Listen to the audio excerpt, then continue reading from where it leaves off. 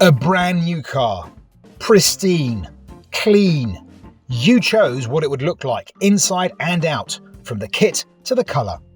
You're also the first person to sit inside it without those plastic covers, so you can be confident that the seat foam isn't full of a previous owner's farts. You can be sure no kids have vomited in the rear footwell, no one's been stuffed into the boot to be buried in the woods, and no one's had dirty, nasty intercourse inside. On the other hand, buying a used car is significantly cheaper than buying the same car or same type of car used.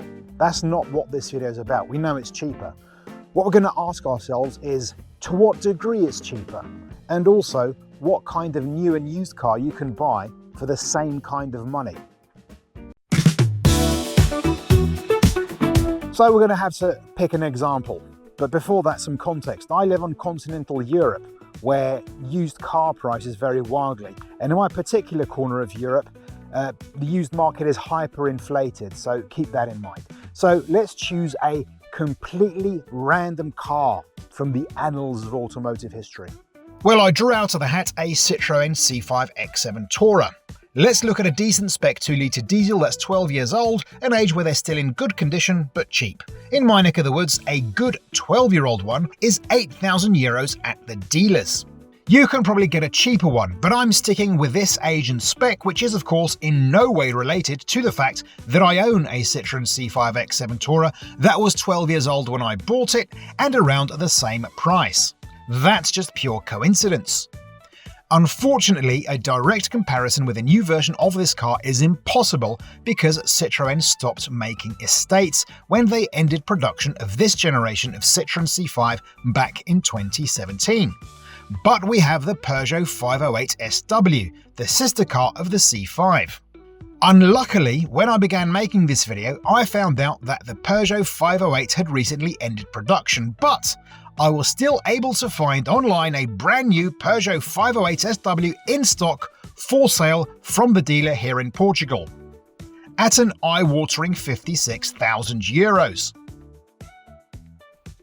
Now, I know a plug-in hybrid isn't exactly equivalent to a 2-litre diesel like the C5, but for comparison, a new VW Passat with a 2-litre diesel engine without any additional kit still came out at nearly €55,000. So perhaps the price of the Peugeot isn't that far off the mark.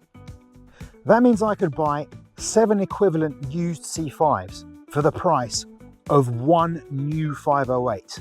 7. That's how much cheaper it is to buy a used car. But what about running costs? We cannot ignore that a new car is less likely to break down than an old car. And even if it does, there's a warranty that you then have to bicker with a dealer over. An old car will at best need significantly more maintenance than a new car, just because of usual wear and tear due to age, and even unusual wear and tear as well. Again, let's compare the 2-litre C5 with the spanking new 508. Now, costs like road tax and insurance are obligatory when the car is old or new, so we'll not consider them for this comparison. Instead, we'll just focus on the mechanical upkeep costs. The 3 years that I've owned my Citroën C5, it has cost me €5,128 in total for both servicing and maintenance. Divide that over the 3 years and it gives you just a smidge over €1,700 per year. Now let's imagine that my car needs €1,700 per year to stay on the road. We extrapolate that, and if you add up the price of both the purchase of the car and servicing and maintenance, it would take 28 years for me to spend the same amount of money that buying a brand new 508 would have cost. Yeah, I think the car will be a pile of rust before we get to that. So that's that, right? Used cars are cheaper in every way, no surprises there. Well, even if it is, let's delve in a little further. What would these numbers look like if you were to get the new car, make it like a Super Mini, a small, more affordable type of thing, and then see what you could get on the second-hand market, a different type of car from a higher segment for the same price? Of course, many of you are probably thinking, hang on a sec, I've seen that before, and you're right. On old Top Gear, or shall I say prime Top Gear, they had the idea of using a brand new Nissan Pixo as the baseline, which at the time was the cheapest car you could buy in the UK, and then see what kind of used car they could get for either the same amount of money or slightly less. And both Richard Hammond and Jeremy Clarkson bought these big, very fancy V12s. Now what I've got in mind isn't as entertaining, but then again, that's why they're multi-millionaires and I have to beg people to subscribe on YouTube. I tried using a real-time local example. I went online and configured a brand new VW Polo to my heart's content. I chose a base model and added some options like cruise control, parking sensors, and a nice paint job. This came out to nearly 27,000 euros. Then I went online and saw what I could get for the same money in my local hyperinflated second-hand market.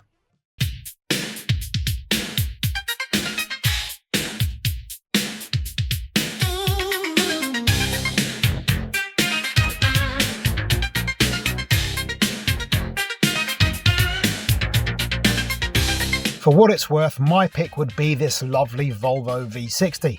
But I digress. I'm sure that some people will argue that the VW Polo is the better option. And to a certain point, they're right. We'll compare the Polo to my pick, that Volvo V60, and even though the upfront cost is nearly identical, the Polo will pay half the road tax. Less for a service at the dealers, and the VW has a manufacturer warranty. And once that warranty is up, over the remaining life of the car, it's cheaper to service and maintain a Super Mini versus a D-segment wagon, whether it's at a dealer or at a shifty cowboy corner mechanic. And when it comes to fuel consumption, the Polo will definitely be cheaper to run in terms of fuel, at least according to AI. But here's the thing, you get a loaded, beautiful, fast Swedish load lugger for the same money as a mildly kitted out German Super Mini.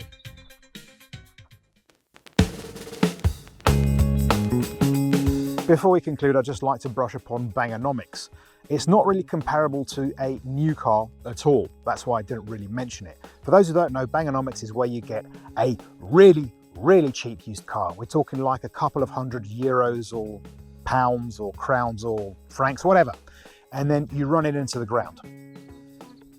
That's it, basically, and then you chuck it away and buy another very cheap one. But of course, this is fraught with issues. First off, it's not comparable in terms of money and orders of magnitude. Also, the type of car you're getting, the condition you're getting it in. You need to be able to fettle with a car, and also there's a very good chance that you're probably going to need more than one car, because there's a good chance that the banger that you bought is just not going to start in the morning. So, is it comparable? I don't think so. Go away. That's why very few people take up Bangonomics. It's a very risky occupation, so to speak. Yeah, Bangonomics is a completely different world of pain than a used car. A simple used car, let's say. Usable used car. Does that make sense? No, I'm babbling. Enough. Next. So, in conclusion, if money is tight or you simply want to live comfortably within your means, then a used car is the way to go. Of course, if you're a masochist, then a really cheap used car is the way to go. And to all of you who can walk into a dealer and buy a brand spanking new car and then take it home and watch as it loses the majority of its value day in, day out, thanks for taking the hit. Please continue to do so, as us miserly motorists then have cheap second-hand cars that we can buy on the used market. So that's it for this video. For more content like this, then please subscribe, and also I'd like you to please like and share and comment and all of that YouTube malarkey. Thanks for watching.